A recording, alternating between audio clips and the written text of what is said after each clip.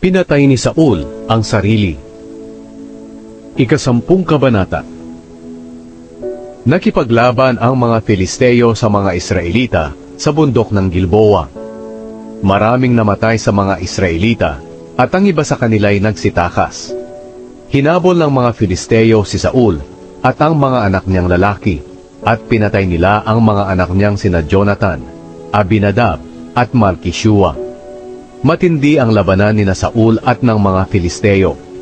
Tinamaan siya ng pana at malubhang nasugatan. Sinabi ni Saul sa tagapagdala ng kanyang armas, "Bunutin mo ang iyong espada at patayin ako, dahil kung hindi, silang mga hindi nakakakilala sa Diyos ang papatay sa akin, at pagtatawanan pa nila ako." Pero natakot ang tagapagdala niya ng armas na patayin siya, kaya kinuha ni Saul ang sarili niyang espada at sinaksak ang sarili. Nang makita ng tagapagdala ng armas na patay na si Saul, sinaksak din niya ang kanyang sarili at namatay siya. Kaya namatay si Saul, ang 3 niyang anak na lalaki, at ang lahat ng pamilya niya. Nang panahong iyon, may mga Israelitang nakatira sa lambak ng Jezreel. Nang makita nilang nagsitakas ang mga sundalo ng Israel, at patay na si Saul pati ang mga anak niya, iniwan nila ang mga bayan nila at nagsitakas din.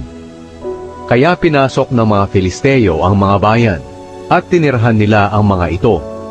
Kinabukasan nang pumunta ang mga Filisteo sa bundok ng Gilboa para kunin ang mahahalagang bagay sa mga namatay na sundalo, nakita nila ang bangkay ni Saul at ng kanyang mga anak. Kinuha nila ang mga armas ni Saul at pinutol ang ulo nito. Pagkatapos nagsugo sila ng mga mensahero sa buong lupain ng Filisteo para ibalita sa kanilang mga Diyos-Diyosan at mga kababayan na patay na si Saul. Inilagay nila ang armas ni Saul sa templo ng kanilang mga Diyos at isinabit ang ulo niya sa templo ng Diyos nilang si Dagon. Nabalitaan ng mga taga-Jabes Gilead ang lahat ng ginawa ng mga Filisteo kay Saul.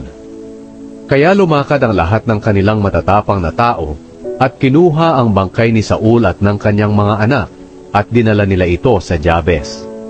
Pagkatapos, inilibing nila ang mga bangkay sa ilalim ng malaking punong kahoy sa Jabes at nag-ayuno sila ng 7 araw. Namatay si Saul dahil hindi siya naging tapat sa Panginoon.